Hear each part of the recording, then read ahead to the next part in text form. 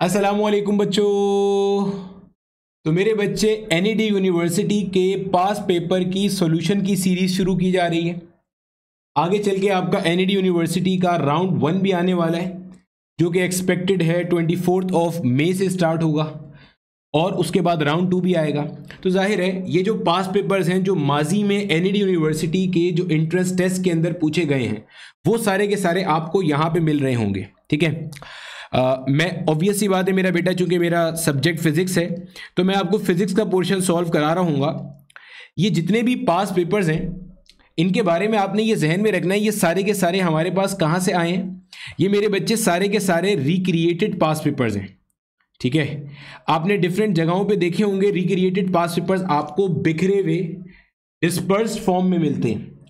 यहां पर मैं आपके लिए सारे के सारे ईयर वाइज कंपाइल करके उनको सॉल्व कराते हुए लाऊंगा, चाहे वो न्यूमेरिकल प्रॉब्लम हो चाहे वो थ्योरेटिकल क्वेश्चन हो, सब हम इसके अंदर सॉल्व कर रहे होंगे। ये सारे के सारे अपलोड होते रहेंगे इंशाल्लाह, जैसे जैसे मुझे टाइम मिलता जाएगा वैसे वैसे अपलोड होते जाएंगे। ठीक है, इसके अंदर वो सारे के सारे पेपर भी होंगे जो कि कंप्यूटराइज्ड हैं और वो भी होंगे जो कंप्यूटराइज से पहले थे। जैसे आपके इल्म के अंदर है एनईडी यूनिवर्सिटी ने तकरीबन सन 2000 से ये पेपर लेना शुरू किया है। 2000 से लेके तकरीबन 2019 तक ये पेपर बेस हुआ करता था और उसको हम रिक्रिएट किया करते थे।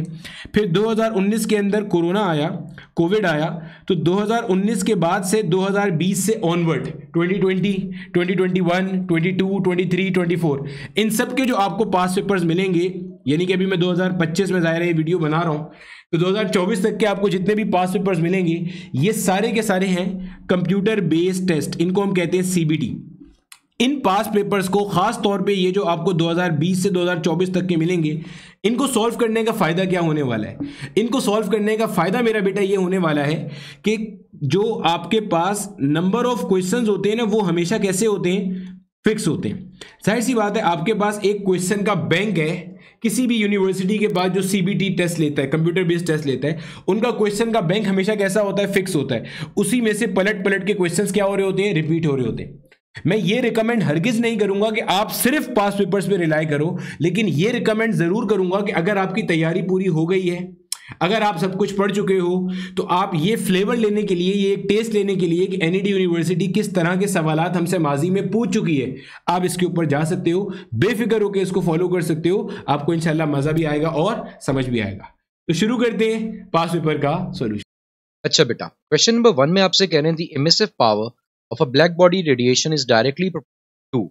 अच्छा, यहाँ पे हमारे पास जो इमिसिव पावर और टेम्परेचर का रिलेशनशिप पूछा जा रहा है, ये रिलेशनशिप हमारे पास डिफाइन किया जाता है Stefan Boltzmann law. According to Stefan Boltzmann law, आपके पास कोई भी क्या कहते हैं ब्लैक बॉडी हमारे पास अपने अंदर से रेडिएशन एमिट कर रही होती है, उस रेडिएशन की जो energy per unit area per unit time हमारे पास होता है वो डायरेक्टली प्रोपोर्शनल होता है टेम्परेचर की पावर 4 के और एब्सोल्यूट टेम्परेचर की पावर 4, यानी कि temperature should be in kelvin in this formula. तो अब इस फॉर्मूले के अकॉर्डिंग अगर हम देखते हैं, स्टीफन बोल्ट्जमैन लॉ के अकॉर्डिंग हम देखते हैं, तो कह रहे हैं जो इमिसिव पावर है ब्लैक बॉडी रेडिएशंस की, इसके ऊपर डिपेंड कर रही है टेम्परेचर की पावर 4 के ऊपर, which will make option be the correct option for this question. Question number 2 कह रहे हैं आपके पास a body having a 0.2 kg toy, sorry a boy having, एक बच्चे के पास हमारे पास एक ऐसा टॉय है जिसका मास कितना है 0.2 kg। कह रहे हैं उसको उसने स्ट्रिंग से बांध दिया, हैविंग फोर्स 2 न्यूटन, उसके ऊपर जो वो फोर्स अप्लाई कर रहा है वो फोर्स कितनी है हमारे पास 2 न्यूटन, और कितने एंगल पे अप्लाई कर रहा है भाई, सपोज करो उस बच्चे ने खिलौने को ऐसे रस्सी से बांधा हुआ है और ऐसे घसीटते हुए उसको आगे की तरफ लेके जा रहा है। अब इसके ऊपर जो इसने फोर्स लगाई है वो 2 न्यूटन लगाई है और कितने एंगल पे लगाई है? 60 डिग्री के एंगल पे वो लगाई है। मैंने थीटा भी लिख दिया आपके पास 60 डिग्री। आगे कह रहे हैं डिस्प्लेसेस इट 5 मीटर्स, इसकी फोर्स लगाने की वजह से ये जो हमारे पास टॉय है ये आगे बढ़ के कितना आगे बढ़ गया? 5 मीटर की डिस्प्लेसमेंट इसने कवर कर ली। What will be the work done? आप निकाल के दिखाइए कि भाई कितना वर्क डन हमारे पास इस बॉडी के ऊपर आपके पास परफॉर्म किया जा रहा है। तो आओ चेक करते हैं कि वर्क डन कैसे निकालते हैं। देखें, देखो वर्क डन जो होता है ना बेटा, वर्क डन आपके पास होता है dot product of force and displacement. जब हम डॉट प्रोडक्ट को ओपन करते हैं तो हम कैसे लिखते हैं? पहले वेक्टर का मैग्नीट्यूड आता है, दूसरे का मैग्नीट्यूड आता है और दोनों के दरमियान जो एंगल होता है उसका कॉस लगाते हैं फिर हम लोग। अब यहाँ जो फोर्स हमारे पास गिवन है, दैट फोर्स इज आपके पास 2 न्यूटन, डिस्प्लेसमेंट जो गिवन है वो हो जाती है हमारे पास 5 और कॉस थीटा जो है वो हो जाएगा हमारे पास कॉस 60, 5 होते हैं 10, ठीक है, और cos 60 हमारे पास होता है 0.5। जब इन दोनों को मल्टीप्लाई कर दोगे तो आंसर आ जाएगा हमारे पास 5 और वर्क डन का यूनिट होता है जूल्स, जिसकी वजह से हमारे पास जो करेक्ट ऑप्शन बन जाएगा वो जाएगा option A 5 joules. Moving on, question number 3। Question number 3 में आपसे कह रहे हैं the unit expresses Planck's constant. इनमें से कौन सा ऐसा यूनिट है जो कि प्लैंक कांस्टेंट का आपके पास होगा? आओ निकालते हैं। प्लैंक कांस्टेंट का जो आपके पास बेटा सिंबल है या फिर जो कांस्टेंट है वो यूज किया जाता है प्लैंक्स लॉ के अंदर, जिसमें आपके पास प्लैंक ने ये बताया था कि किसी भी आपके पास फोटोन की जो एनर्जी होती है, किसी भी वेव की जो एनर्जी होती है वो डिपेंड करती है उसकी फ्रीक्वेंसी न्यू के ऊपर, और यहाँ पे जो कांस्टेंट फिगर यूज होती है दैट इज एच, जैसे हम कहते हैं प्लैंक्स कांस्टेंट। अब ये जो प्लैंक्स कांस्टेंट है इसकी जो कांस्टेंट वैल्यू है वो हमारे पास होती है 6.625 एक्सपोनेंट -34। बट इसका यूनिट क्या बनेगा और वो देख लेते हैं। तो देखो यूनिट बनाते हैं जरा। एनर्जी का यूनिट पता होता है आपके पास जूल, एच ये हमें नहीं पता, इसका यूनिट हमने बनाना है, और फ्रीक्वेंसी का यूनिट होता है हमारे पास 1/सेकंड। तो आपके पास यहाँ पे जो सेकंड डिवाइड हो रहा है, एच को अकेला कर लेते हैं, जूल्स के पास जाके मल्टीप्लाई हो जाएगा, तो आपके पास एच यानी कि प्लैंक कांस्टेंट का यूनिट क्या बन जाएगा? जूल और सेकंड का प्रोडक्ट, यानी कि जूल डॉट सेकंड। तो हमारा ऑप्शन क्या हो जाएगा यहाँ पे करेक्ट बेटा? Option B, joule second. Moving on, question number 4 में आपसे कह रहे हैं अ बॉडी और a planet moving with angular velocity omega. कोई बॉडी है या कोई प्लेनेट है जो कि रोटेट कर रहा है, कितनी एंगुलर वेलोसिटी से रोटेट कर रहा है? ओमेगा एंगुलर वेलोसिटी उसकी गिवन है। आगे आपसे कह रहे हैं रेडियस जिसके ऊपर वो रोटेट कर रहा है वो है आर आपके पास, और कितना मास है उस बॉडी का? हमारे पास एम। तीन अल्फाबेट्स हमें लिख के दे दिए, तीन सिंबल्स हमें लिख के दे दिए, इनकी वैल्यूज नहीं गिवन। कह रहे हैं इसके ऊपर फोर्स कितनी लगेगी? बेटा जो भी रोटेटिंग बॉडीज होती हैं उनके ऊपर जो फोर्स लगती है जो कि उनको रोटेट करवाने के लिए हेल्प करती है that is centripetal force. Centripetal force का जो जनरल फॉर्मूला होता है वो होता है mv²/r, जिसमें m is the mass of the body, v is the linear speed and r is the radius of the body. अब ये जो लीनियर या टेंजेंशियल स्पीड होती है आपके पास, ये एक्चुअली बराबर होती है हमारे पास v is equal to r omega. तो सेंट्रीपिटल फोर्स का फॉर्मूला क्या बन गया हमारे पास? यहाँ पे r ओमेगा पुट कर देते हैं, स्क्वायर लगा हुआ है, दोनों पे स्क्वायर लग जाएगा, डिवाइड में कौन आ जाएगा हमारे पास? r। एक r से एक r को कैंसिल कर दो तो इक्वेशन बच जाएगी हमारे पास m r ओमेगा स्क्वायर। तो आपके पास करेक्ट ऑप्शन कौन सा बच जाता है? फिर ले देखिए हमारे पास option A M R omega square. Moving on, question number 5 कह रहे हैं Newton's rings are form due to. देखो न्यूटन रिंग में हमारे पास होता क्या है, न्यूटन रिंग के अंदर हम लोग कोशिश करते हैं कि एक प्लेन मिरर लें, उसको 45 डिग्री के ऊपर इंसिडेंट करके रख दें और उसके ऊपर एक मोनोक्रोमेटिक सोर्स से लाइट इंसिडेंट करवाएं। तो जब आपके पास इस प्लेन मिरर के ऊपर लाइट इंसिडेंट होगी जाके, लाइट जैसी इसके ऊपर जाके टकराएगी तो क्या होगा कि प्लेन मिरर का काम क्या, जितने एंगल से लाइट आती है उतने एंगल से उसको रिफ्लेक्ट कर देता है। फॉर एग्जाम्पल ये लाइट रे रिफ्लेक्ट करके यहाँ चली गई, इसके नीचे ले जाके हम रख देते हैं एक प्लेनो कॉन्वेक्स लेंस, और वो भी किसके ऊपर रखा होता है? किसी फ्लैट सरफेस के ऊपर। इसका मतलब इन दोनों के दरमियान, प्लेनो कॉन्वेक्स लेंस और फ्लैट सरफेस के दरमियान कोई ना कोई चीज प्लेस की जा सकती है। कुछ नहीं प्लेस किया हुआ तो कुछ नहीं होगा, तो हवा तो होगी ना भाई आपके पास। अब एयर, एयर का जो कॉन्सेप्ट होता है ना आपके पास, एयर या फिर कोई भी ऐसा ऑब्जेक्ट जिसकी रिफ्रैक्टिव इंडेक्स की वैल्यू बहुत लो होती है, जिसका रिफ्रैक्टिव इंडेक्स लो होता है, उन लोगों को हम कहते हैं थिन फिल्म्स। ठीक है, सिर्फ एयर नहीं, एयर के अलावा जैसे सोप बबल्स हो गए आपके पास, तो कोई से भी ऐसा ऑब्जेक्ट जिसका रिफ्रैक्टिव इंडेक्स लो होगा that will be known as thin film. अब आपके पास यहां तक की बात तो आपको समझ में आ गई कि थिन फिल्म किसे कह रहे हैं। तो यहाँ पे जो लेंस और आपके पास फ्लैट सरफेस के दरमियान थिन फिल्म मौजूद है that is air.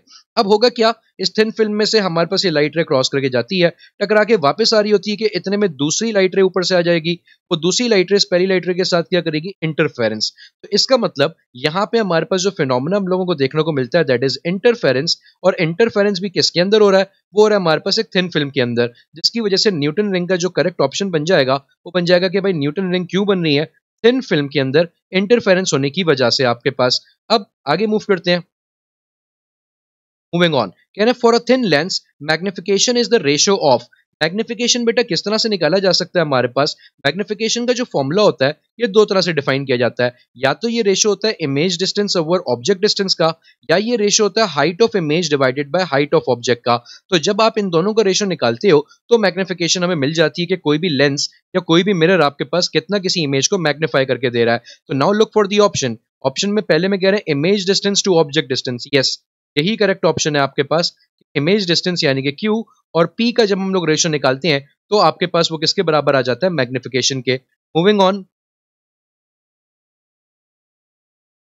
Question number 7 में कह रहे हैं एक्सरेज की diffraction is done through. X rays की डायफ्रैक्शन बेटा कैसे की जा सकती है? सुनो, देखो एक्सरेज हमारे पास सबसे छोटी वेवलेंथ वाली रेज होती हैं, इतनी छोटी उनकी वेवलेंथ होती है हमारे पास, बन गया इतनी छोटी, अच्छा, तो आपके पास एक्सरेज की जो वेवलेंथ होती है, ये वेवलेंथ नॉर्मली हमारे पास रेंज करती है 0.01 नैनोमीटर से लेके 10 नैनोमीटर तक। तो आपके पास this is generally the wavelength of an X ray, जो कि बहुत ही छोटी वैल्यू है। अब एक्सरे को नॉर्मल डायफ्रैक्शन ग्रेटिंग से जब हम गुजारते हैं ना, तो नॉर्मल डायफ्रैक्शन ग्रेटिंग की जो विड्थ होती है उसके एलिमेंट की, वो बहुत ही आपके पास बड़ी हो जाती है एक्सरे वेवलेंथ के मुकाबले में, जिसकी वजह से एक्सरे उसमें से बेंड होने के बजाय स्ट्रेट पास हो जाती है, कोई डायफ्रैक्शन हमें देखने को नहीं मिलती।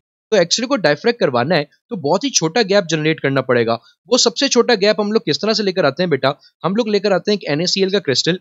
NaCl के क्रिस्टल हम लोग तो नहीं, ऑब्वियसली बात है, ये काम सबसे पहले जिस बंदे ने किया था उसका नाम था ब्रैग। ब्रैग के नाम से ये चीज मशहूर भी है। आपके पास ब्रैग ने अपने लॉ में ये चीज डिफाइन करी थी कि आपके पास NaCl के जो क्रिस्टल्स होते हैं उनके एटॉमिक प्लेन्स के दरमियान जो फासला है वो बहुत छोटा है। वो इतना छोटा है कि वो तकरीबन हमारे पास 10⁻⁻10 मीटर्स के अंदर रेंज करता है। तो अगर हम देखें, है तो छोटा लेकिन हमारे तो काम का हो गया, क्योंकि एक्सरेज की वेवलेंथ इतनी ही छोटी है सर। तो अगर एक्सरेज की वेवलेंथ इतनी ही छोटी है तो एक्सरेज को डायफ्रैक्ट करवाने के लिए हमारे पास फिर हम क्या यूज करेंगे, डायफ्रैक्शन ग्रेटिंग नहीं। हम क्या यूज करेंगे, माइकलसन्स इंटरफेरोमीटर नहीं। हम क्या यूज कर रहे होंगे भाई, NaCl का क्रिस्टल यूज कर रहे होंगे, क्योंकि उसके एटॉमिक प्लेन्स के दरमियान जो डिस्टेंस है that is as low as the wavelength of the X ray. ठीक है, that's why the correct option will become option C. Moving on, कहना क्वेश्चन नंबर 8 में the electrical positive charge is due to, positive charge किसी भी चीज पे कब आता है। तो देखो आपके पास पॉजिटिव चार्ज कब आता है, इस बात को समझते हैं। फॉर एग्जांपल मेरे पास एक मेटेलिक एटम है, उस मेटेलिक एटम के अंदर फर्स्ट शेल के अंदर आ गए 2 इलेक्ट्रॉन्स, ठीक है। सेकंड शेल के अंदर हमारे पास आ गए लेट्स से 8 इलेक्ट्रॉन्स, ठीक है। और थर्ड शेल के अंदर हमारे पास आ गया 1 इलेक्ट्रॉन। सही है, तो ये फर्स्ट डे के एलिमेंट का किसी का मैंने आपके पास एग्जाम्पल के तौर पे ले लिया। एक एग्जाम्पल मैंने ऐसी बना ली एक मेटल की, जिसके थर्ड शेल में एक आखिरी इलेक्ट्रॉन मौजूद है। तो अगर आपके पास इस शेल में, इस एटम के अंदर 11 इलेक्ट्रॉन्स हैं, तो ऑब्वियस सी बात है इसके अंदर प्रोटॉन्स भी कितने होंगे, 11, जिसकी वजह से ओवरऑल अगर हम लोग इसको चेक करें तो ये न्यूट्रल हो जाता है। अगर फॉर एग्जाम्पल मैं आपसे कहूं कि किसी भी वजह से आपने इसको एनर्जी दी और ये इलेक्ट्रॉन इसको छोड़ के चला गया, अगर ये इलेक्ट्रॉन इसको छोड़ के चला गया तो इलेक्ट्रॉन बन गया हमारे पास 10 और प्रोटॉन्स हमारे पास अभी भी कितने 11। तो मैथमेटिकली ट्रीट करो इसको तो ये हो जाएगा -10 और +11, ओवरऑल चार्ज क्या बन जाएगा, +1। तो पॉजिटिव चार्ज इटसेल्फ कोई ऐसी चीज नहीं है कि भाई कोई मैटर मौजूद है तो उसका पॉजिटिव चार्ज है। हाँ, वैसे प्रोटॉन्स पे भी पॉजिटिव होता है, लेकिन अगर किसी एटम पे पॉजिटिव चार्ज आ रहा है या किसी भी इलेक्ट्रिकल कंपोनेंट में आप देख रहे हो कि भाई यहाँ पे पॉजिटिव चार्जेस हैं, तो पॉजिटिव चार्जेस का मतलब सिंपली हमारे पास क्या है कि वहां से इलेक्ट्रॉन छोड़ के जा चुके होंगे, यानी कि इलेक्ट्रॉन्स लूज हो चुके होंगे। तो क्वेश्चन नंबर 8 का आंसर हमारे पास बन जाता है loss of electron. Question number 9, कह रहे हैं to make an N type semiconductor which of the following are use for doping. N type semiconductor बनाने के लिए इनमें से कौन सा यूज करें। देखो थर्ड डे का जो एलिमेंट है, थर्ड डे के एलिमेंट की वैलेंसी होती है आपके पास ऑलरेडी +3, फोर्थ डे में हमारे पास होते हैं +-4, फिफ्थ डे जो होते हैं आपके पास उनके अंदर आपके पास होती है -3। आप खुद सोचो कि आपके पास यहाँ पे अगर मैं इन तीनों में से सिलेक्ट करूं, एक ट्राईवैलेंट में से थर्ड डे वाले जो होते हैं वो ट्राईवैलेंट होते हैं, ये भी याद रखिएगा बेटा बात, क्योंकि इनकी आखिरी शेल में 3 इलेक्ट्रॉन्स हैं। और फिफ्थ डे वाले होते हैं पेंटावैलेंट, कि इनके आखिरी शेल में होते हैं 5 इलेक्ट्रॉन्स, जिसकी वजह से पेंटा नाम पड़ जाता है इनका। अब तुम खुद देख के बताओ कि अगर मुझे चाहिए एक ऐसा सेमीकंडक्टर बनाना जिसमें नेगेटिविटीज थोड़ी सी ज्यादा हो, एन टाइप बने, इलेक्ट्रॉन्स एक्सेस में हो, तो आपको ऑब्वियस सी बात है एक ऐसे एलिमेंट के साथ डोप करवाना पड़ेगा जो कि ऑलरेडी हमारे पास नेगेटिव चार्ज की भरमार रखता हो। तो ऐसा एलिमेंट हमारे पास कौन सा हो जाता है, पेंटावैलेंट एलिमेंट, यानी कि फिफ्थ है। करेक्ट ऑप्शन क्या बन जाएगा हमारे पास, ऑप्शन सी, पेंटावैलेंट। ट्राईवैलेंट के लिए याद रखिएगा कि ट्राईवैलेंट अगर आप मिला दोगे तो उससे बनेगा पी टाइप सब्सटेंस। ठीक है बेटा, आगे चलते हैं। नेक्स्ट में हमारे पास कह रहे हैं क्वेश्चन नंबर 10 में cadmium rods in a nuclear fission is used to. Nuclear fission reaction में कैडमियम रॉड्स का क्या काम होता है। कैडमियम रॉड्स हमारे पास क्या करती है मेरे बच्चे, cadmium rods are known for their properties of absorbing neutrons. Cadmium rods क्या करती हैं, आपके पास न्यूट्रॉन्स को एब्जॉर्ब करती हैं, और एक अनकंट्रोलेबल फिजन चेन रिएक्शन के अंदर हमारी कोशिश भी होती है कि हम न्यूट्रॉन्स को कंट्रोल कर लें। अगर न्यूट्रॉन्स को हम कंट्रोल कर लेते हैं या न्यूट्रॉन्स एब्जॉर्ब हो जाते हैं हमारे पास, तो आपके पास सिंपली जो पूरा का पूरा रिएक्शन है वो क्या हो जाता है हमारे पास पूरा का पूरा रिएक्शन कंट्रोल हो जाता है। कैडमियम रॉड्स को एक और नाम भी दिया जाता है कंट्रोल रॉड्स। ठीक है, इसके अलावा जो ऑप्शन है इनवर्स द रिएक्शन, नहीं इनवर्स नहीं होता, रिएक्शन चलते रहता है आपके पास। स्लो न्यूट्रॉन, हाँ ये भी सुन लो बेटा, न्यूट्रॉन्स को स्लो करने के लिए जो एलिमेंट या फिर जो आपके पास मशीन का पार्ट यूज किया जाता है उसका कहते हैं मॉडरेटर, और मॉडरेटर के तौर पे नॉर्मली हम यूज करते हैं हैवी वाटर।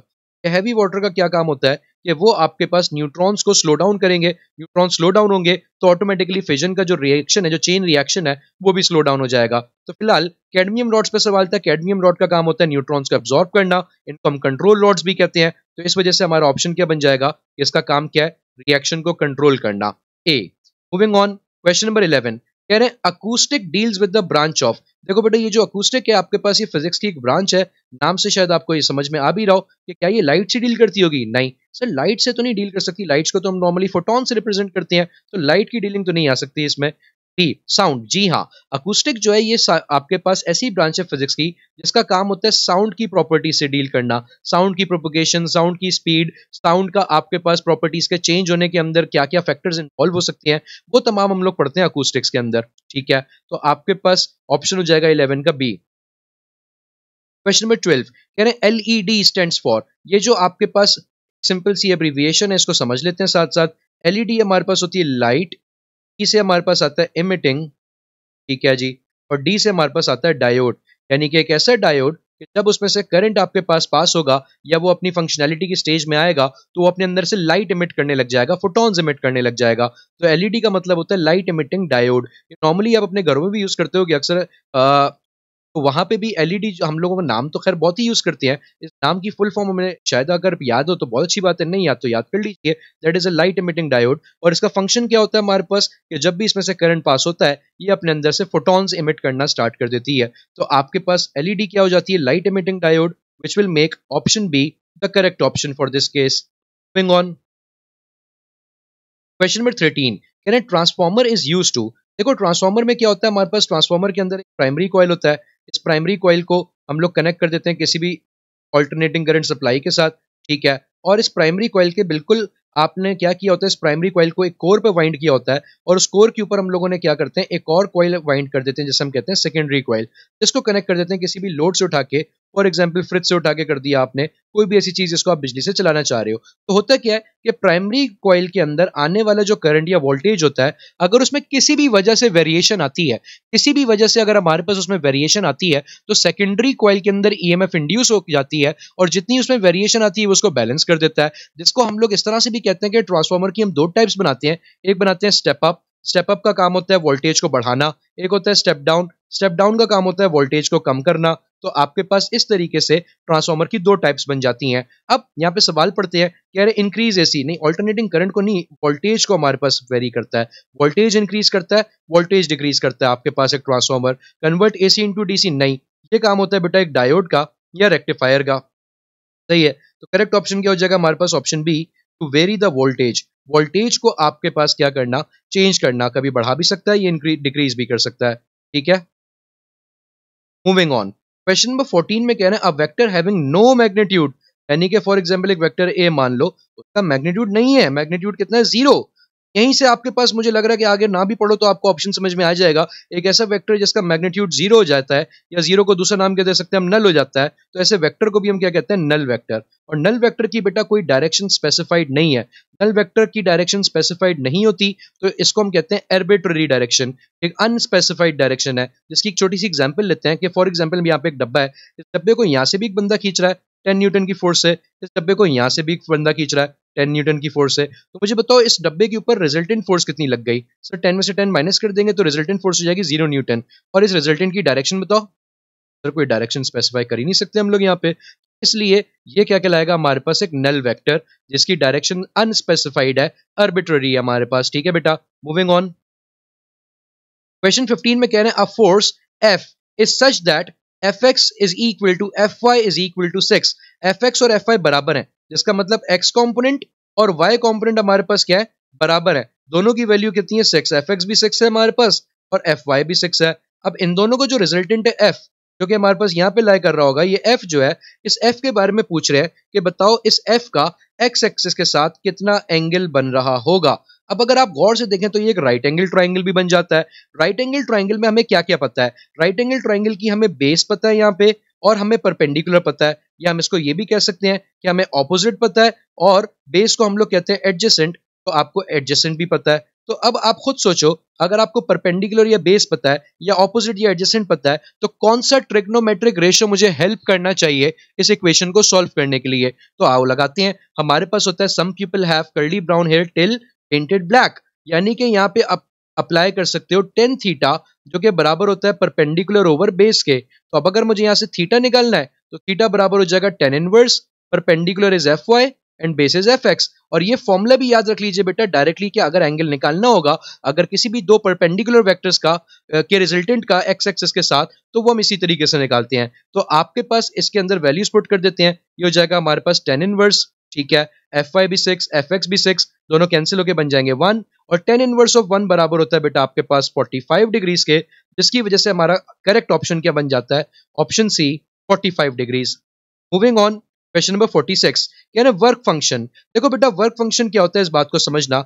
आइंस्टाइन ने आपके पास एक एक्सपेरिमेंट किया था जिसका नाम रखा था उसने फोटो इलेक्ट्रिक इफेक्ट।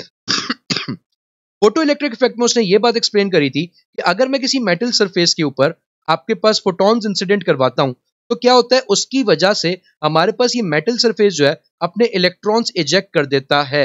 लेकिन ऐसा हर वक्त नहीं हो रहा होता। ऐसा होने के लिए, ऐसा करने के लिए इन फोटॉन्स की हमें एक मिनिमम एनर्जी चाहिए होती है, कि अगर उससे कम एनर्जी दे दी आपने तो इलेक्ट्रॉन्स नहीं निकलते, लेकिन अगर उससे ज्यादा दोगे तो इलेक्ट्रॉन्स निकलेंगे भी और चलेंगे भी। बट उस एनर्जी को, उस मिनिमम एनर्जी को हम क्या कहते हैं, उस मिनिमम एनर्जी को हम कहते हैं वर्क फंक्शन। तो work function is that minimum energy that is required for the ejection of these photo electrons. Option पढ़ते हैं, वर्क फंक्शन क्या है। ए, मिनिमम अमाउंट ऑफ एनर्जी, यही सर मिनिमम है, for the ejection of electron, बिल्कुल सही है सर, यहीं से हमारे पास आंसर मिल गया, आगे बढ़ने की हमें जरूरत ही नहीं है यहाँ पे। लेकिन फिर भी देख लेते हैं कि आगे वाले कहीं ऑल ऑफ दिस तो वैसे नहीं है, ऐसा ना हो कि हम लोग गलत सोच रहे हो। डी, मैक्सिमम, मैक्सिमम पे गलत हो गया जवाब। सी, मैक्सिमम फ्रीक्वेंसी, फ्रीक्वेंसी पे गलत हो गया जवाब, और मैक्सिमम पे भी, क्योंकि वर्क फंक्शन एनर्जी होती है। आगे आ गया मिनिमम फ्रीक्वेंसी। मिनिमम फ्रीक्वेंसी बेटा जो ये होती है इसका नाम याद रख लो, इसको हम कहते हैं threshold frequency, but work function हमारे पास मिनिमम एनर्जी को कहा जाता है, ठीक है।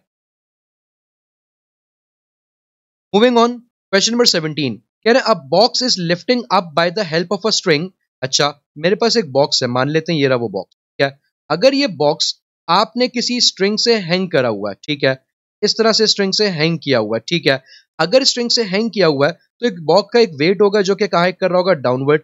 अगर ये सिर्फ हैंग हुई हुई है, सिर्फ हैंग हुई हुई, रुकी हुई इससे, तो ऑब्वियस सी बात है इस स्ट्रिंग के अंदर आपके पास वेट की वजह से एक टेंशन फोर्स जनरेट होगी जो कि वेट के ऑपोजिट होगी, लेकिन बराबर होगी वेट के, क्योंकि ये बॉडी इक्विलिब्रियम के अंदर है, या हम ये कह सकते हैं कि बॉडी रेस्ट के अंदर है, सिर्फ सस्पेंड हुई हुई है हमारे पास, ठीक है। इसी तरीके से अगर मैं आपसे कहता हूं, सपोज करो इसको आपने ऊपर रस्सी को बांधने के बजाय हाथ में पकड़ा और ऊपर उठाने लग गए अब आप इसको। अब अगर आप इसको ऊपर उठाने लग गए हो तो अब इस बात को समझना बेटा, अब आप जब इसके ऊपर फोर्स लगा के इसको ऊपर उठा रहे हैं तो इसके ऊपर जो फोर्स लग रही होगी वो फोर्स किसके बराबर हो जाएगी, एक एफ फोर्स, जिसको हम ये भी कह सकते हैं कि भाई वो बराबर है एम ए के। और एक वेट तो ऑटोमेटिकली वहीं पे हमारे पास कहीं नहीं जाएगा, वहीं पे एक्ट करता रहेगा। अब बताओ टेंशन फोर्स कितनी होगी। तो बेटा अब कैसे निकालेंगे हम लोग टेंशन फोर्स, कि अगर हमारे पास, अगर इन्होंने बोला कि भाई कांस्टेंट एक्सेलरेशन से मूव कर रही है, तो टोटल फोर्स जो होगी, ये जो टोटल फोर्स हमारे पास होगी, ये किसके बराबर हो जाएगी हमारे पास। अगर याद रखिए बेटा, इस बॉडी के ऊपर इस वक्त कितनी फोर्स लग रही है, दो, एक टेंशन फोर्स है और एक वेट है, दोनों ऑपोजिट डायरेक्शन में है। ऑपोजिट डायरेक्शन में आपके पास, तो ऑपोजिट डायरेक्शन में टोटल फोर्स निकालने के लिए हम क्या कर देते हैं, माइनस कर देते हैं। मैंने कर दिया टी में से डब्ल्यू को माइनस। तो अगर आपको टी का फॉर्मूला चाहिए तो टी किसके बराबर हो जाएगा हमारे पास, एफ नेट प्लस वेट। तो अब अगर आप यहां से देखें, टेंशन जो है वो क्या वेट के बराबर आ रही है या वेट से बड़ी वैल्यू इसकी, सर बड़ी वैल्यू है। क्यों, वेट में जब तक एक वैल्यू प्लस नहीं होगी तो वो टेंशन के बराबर नहीं बनेगा, जिसका मतलब वेट के अंदर प्लस होगा कुछ नंबर तो टेंशन के बराबर आएगा, तो टेंशन बड़ी हो जाएगी वेट से। तो ऑप्शन क्या बन जाता है हमारे पास, ए लेस देन द वेट, नहीं भाई लेस नहीं है, वेट से ज्यादा है। Be more than the weight of the box, yes tension is more than the weight of the box. Moving on, question number 18 कह रहे हैं in elastic collision, in elastic collision में बेटा क्या होता है। इन इलास्टिक कोलिजन की पहले कंडीशन समझ लेते हैं।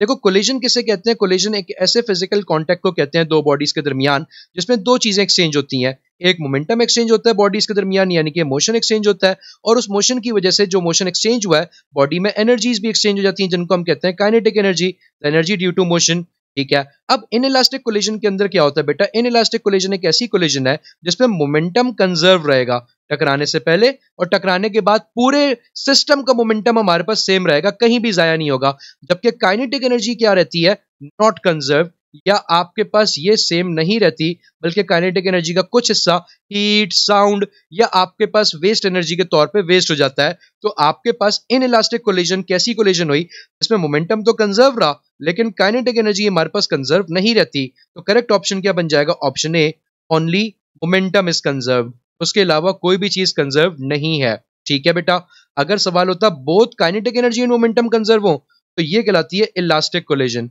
ये भी याद रखिएगा अपने पास। Anyways, moving on, question number 19 कह रहे हैं डायमेंशन ऑफ लीनियर मोमेंटम। आओ जरा निकालें डायमेंशन लीनियर मोमेंटम की। लीनियर मोमेंटम का फॉर्मूला होता है एम वी, इसका यूनिट होता है मास का केजी, वेलोसिटी का यूनिट होता है मीटर पर सेकंड। तो अब आओ इसकी डायमेंशन बना लेते हैं। डायमेंशन में तीन चीजें आती हैं, M L T, mass length time. Mass, mass कितने गुना आ रहा है, केजी देखो एक ही पावर है तो एक ही पावर लिख देंगे। लेंथ, मीटर कितना आ रहा है, एक ही पावर है, एक ही लिख दी। टाइम कितना आ रहा है हमारे पास, टाइम इज -1, तो दैट विल बी -1। तो आपके पास डायरेक्ट सिंपली डायमेंशन क्या बन जाएगी, एम एल टी -1, क्योंकि पावर 1 को तो हम लोग लिखते नहीं नॉर्मली अच्छी खूबसूरत लिखने के लिए। तो ऑप्शन क्या बन गया हमारे पास, ए 19 का M L T -1। Moving on, question number 20 कह रहे हैं 1 kilowatt hour is equal to how many joules. आओ जरा ये चेक करते हैं कि भाई हाउ मेनी जूल्स। देखो नॉर्मली वैसे जो जूल होता है 1 जूल, ये बराबर होता है 1 वॉट मल्टीप्लाई बाय 1 सेकेंड के, क्योंकि वॉट इंटू सेकेंड आपके पास जूल्स के बराबर है। अब अगर मैं चाहता हूं कि आपके पास वॉट किस में कन्वर्ट हो जाए, किलो वॉट में, तो इसको किलो वॉट में कन्वर्ट करने के लिए किलो का जो फैक्टर है दैट इज 1000, मुझे 1000 से मल्टीप्लाई करना पड़ जाएगा। और सेकंड किस में कन्वर्ट हो जाए, आर में, तो आर में कन्वर्ट करने के लिए इसको बेटा आपके पास सेकंड से आर्स में जाने का क्या तरीका है, ये चेक कर लेते हैं। एक आर में होते हैं 60 मिनट्स और एक मिनट में होते हैं 60 सेकंड्स। तो एक आर के अंदर जो टोटल सेकंड्स आ गए ये हो गए 3600 सेकंड्स। तो मुझे अगर आर में जाना है सेकंड से तो इस साइड पे क्या मल्टीप्लाई करना पड़ जाएगा, सिंपली 3600। तो आपके पास यहाँ पे ये बन जाएगा इस तरह से। अब देखिए इन दोनों को मल्टीप्लाई कर देते हैं, ये बन जाता है 3.6 एक्सपोनेंट 6 जूल्स, और यहाँ पे क्या आ गया 1 किलोवाट आवर। तो 1 किलोवाट आवर आपके पास बराबर होता है 3.6 एक्सपोनेंट 6 जूल्स के, विच will make option be the correct option for this question. Question number 21 कह रहे electron volt is the unit of. Electron volt इनमें से किसका यूनिट है। इलेक्ट्रॉन वोल्ट बेटा आपके पास यूनिट होता है बहुत ही छोटे छोटे पार्टिकल्स की एनर्जी का। छोटे छोटे पार्टिकल्स कौन, जैसे इलेक्ट्रॉन, प्रोटॉन, न्यूट्रॉन या फिर मॉलिक्यूल्स एंड एटम्स, इनकी एनर्जीज को हम लोग फाइंड आउट करते हैं सबसे छोटे यूनिट के अंदर, जिसे हम कहते हैं इलेक्ट्रॉन वोल्ट। इलेक्ट्रॉन वोल्ट को अगर आपने जूल्स में कन्वर्ट करना होता है बेटा, तो इलेक्ट्रॉन वोल्ट को जूल्स में कन्वर्ट करने के लिए हम सिंपली मल्टीप्लाई कर देते हैं 1.6 एक्सपोनेंट -19 जूल से। ठीक है, एंड वाइस वर्सा, जूल से वापसी इलेक्ट्रॉन वोल्ट में जाना होता है तो डिवाइड कर दो इसी नंबर से अपने पास। ठीक है बेटा, मूविंग ऑन, क्वेश्चन 22 कह रहा है hydrogen spectrum lines are in. Hydrogen spectrum lines इनमें से किस रीजन में लाया करती हैं। तो आपके पास लाइन से देखते हैं अपने पास, सबसे पहले यूवी रीजन, बिल्कुल यूवी रीजन के अंदर हमारे पास आती है लाइमन सीरीज, सही है। विजिबल रीजन, बिल्कुल। अच्छा लाइमन सीरीज होती क्या है भी सुन लो बेटा। लाइमन सीरीज का मतलब होता है किसी भी शेल से इलेक्ट्रॉन जंप करके आएगा, लेकिन आएगा किसमें वापस, हमारे पास फर्स्ट शेल में।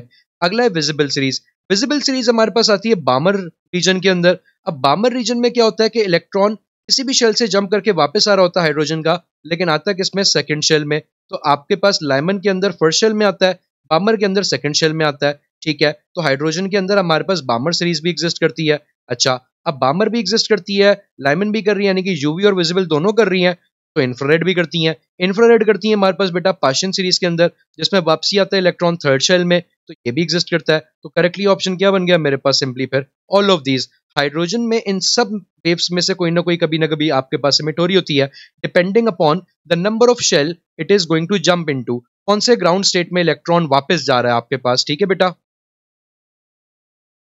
मूविंग ऑन, क्वेश्चन 23 कह रहे at what temperature degree Fahrenheit and degree Celsius are coinciding. अब ये कहां पे कोइंसाइड करते हैं और चेक करते हैं। तो देखो डिग्री फ़ारेनहाइट को बराबर करना हमने किसके, डिग्री सेल्सियस के। ये कैसे हमारे पास और कब कोइंसाइड करेंगे और चेक करते हैं। देखो इन दोनों का आपस में जो कन्वर्टिंग आपके पास फॉर्मूला है वो क्या है, TF -32 डिवाइडेड बाय 180 बराबर होता है हमारे पास TC माइनस 0 डिवाइडेड बाय 100 के। ठीक है, अब यहाँ पे आपने सेल्सियस और फ़ारेनहाइट का जो टेम्परेचर है ये बराबर हमें मालूम है, तो दोनों को अलग अलग लिखने के बजाय सिंपली T से रिप्रेजेंट कर देते हैं। ये हो जाएगा T माइनस 32 डिवाइडेड बाय 180 और यहाँ पे आ जाएगा हमारे पास T डिवाइडेड बाय 100। अच्छा, अब यहाँ पे क्या होगा, एक जीरो से एक जीरो कैंसिल हो जाएगा, 2 5 are 10 एंड 2 9 are 18 और इनको मल्टीप्लाई कर देते हैं। 5 वहां पे जाके मल्टीप्लाई हो जाएगा T माइनस 32 के पूरे ब्रैकेट के साथ और 9 यहाँ पे जाके मल्टीप्लाई हो जाएगा T के साथ। ये बन जाएंगे 5T माइनस 160 और यहाँ पे आ जाएगा 90। थोड़ा सा आओ इसको और सिंप्लीफाई कर लेते हैं अपने पास। 90 में 5T माइनस कर दीजिए तो 90 के पास जाके 5T माइनस हो गया और यहाँ पे बचा हुआ माइनस का 160। ये हो जाएगा आपके पास 4T इक्वल टू माइनस 160। अब T की वैल्यू कितनी हो जाएगी, 4 वहां जाके डिवाइड होगा जब, तो वैल्यू आ जाएगी माइनस 40। इसका मतलब माइनस 40 वो पॉइंट है जहां पे फ़ारेनहाइट और सेल्सियस क्या करते हैं, कोइंसाइड करते हैं बेटा आपके पास। तो लाओ look for the option, option A will become our correct option, जहां पे माइनस 40 पे ये दोनों क्या कर रहे हैं, कोइंसाइड कर रहे हैं। मूविंग ऑन, क्वेश्चन 24 कह रहे हैं if the dielectric is introduced between the plates of a capacitor. ठीक है, मान लेते हैं भाई कुछ सवाल क्या कह रहा है, सवाल ये कह रहा है कि भाई दो प्लेट्स थी कैपेसिटर की और उनके दरमियान पहले कुछ नहीं था। जब पहले कुछ नहीं था, उन प्लेट्स का एरिया A था फॉर एग्जांपल और उन प्लेट्स का डिस्टेंस था हमारे पास D। कुछ नहीं था तो कुछ नहीं होगा तो भाई हवा या वैक्यूम तो होगा ना हमारे पास, और उसका कांस्टेंट होता है एप्सिलॉन नॉट। फ्री स्पेस के परमिटिविटी का कांस्टेंट होता है एप्सिलॉन नॉट। तो आपके पास कैपेसिटेंस का फॉर्मूला लिखा जाता है A epsilon naught divided by D। अब कह रहे हैं कि इन दोनों प्लेट्स के दरमियान हम लोगों ने उठा के एक डाइलेक्ट्रिक प्लेस कर दिया। ठीक है, ये आ गया फॉर एग्जांपल मेरे पास वो डाइलेक्ट्रिक तो हम लोगों ने यहाँ पे प्लेस करना है। अब डाइलेक्ट्रिक जब प्लेस कर दोगे तो क्या फर्क पड़ेगा हमारे पास, हम लोगों ने ये नोट करते हैं। तो जब आप प्लेट्स के दरमियान डाइलेक्ट्रिक इंसर्ट कर देते हैं तो डाइलेक्ट्रिक के लिए बस चेंज क्या आता है कि इसका जो कांस्टेंट है वो एप्सिलॉन आर से कम या ज्यादा हो जाएगा। ठीक है, अब वो कितने टाइम्स हमारे पास चेंज होता है उसको हम कहते हैं परमिटिविटी कांस्टेंट भी, या फिर उसको हम लोग कहते हैं डाइलेक्ट्रिक कांस्टेंट एप्सिलॉन आर। अब आपके पास कैपेसिटेंस का जो फॉर्मूला चेंज होता है वो सिर्फ कितना चेंज होता है, A epsilon R epsilon naught divided by D। यहाँ से अगर मैं एप्सिलॉन आर को कॉमन बाहर निकाल लूं, ये बच जाएगा A epsilon not upon D which is actually equal to the capacitance when air was present only। तो आपके पास कितना फर्क पड़ गया आप देखें, पहले के मुकाबले में अब ये इतने टाइम ज्यादा हो जाएगा, जिसका मतलब आपके पास कैपेसिटेंस क्या हो जाएगी, इंक्रीज हो जाएगी जब आप डाइलेक्ट्रिक लगाओगे। तो हमारे पास आंसर क्या बन जाएगा बेटा, क्वेश्चन नंबर 24 का option A capacitance increases. Moving on, question 25 कहना first law of thermodynamics is a special case of law of conservation of. Law of thermodynamics का जो ये फर्स्ट लॉ है ये एक्चुअली हमसे क्या कहता है कि heat energy can neither be created nor it can be destroyed, यानी कि ना ही इसको हम क्रिएट कर सकते हैं ना ही इसको हम क्या कर सकते हैं, डिस्ट्रॉय कर सकते हैं। ठीक है, but can change it's form, हाँ अपनी फॉर्म जरूर चेंज करवा सकते हैं इसको, इसकी फॉर्म जरूर चेंज हो सकती है, किसी और फॉर्म में चली जाएगी, electrical, potential, kinetic, mechanical, light, sound, कहीं ना कहीं ये कन्वर्ट हो जाएगी, लेकिन ये क्रिएट नहीं की जा सकती, डिस्ट्रॉय नहीं की जा सकती। भाई ये किससे मिलता जुलता लग रहा है, ये मिलता जुलता लग रहा है sir law of conservation of energy से, क्योंकि law of conservation of energy भी क्या है, energy can neither be created nor it can be destroyed. First law में क्या है, हीट एनर्जी बस। तो फर्क किस चीज का आ रहा है हमारे पास कि वहां पे हीट को स्पेसिफिक करके बात की जा रही है, जबकि law of conservation of energy तमाम टाइप्स ऑफ एनर्जी के बारे में बात कर रहा होता है, which will make the correct option for question 25 to be option A energy.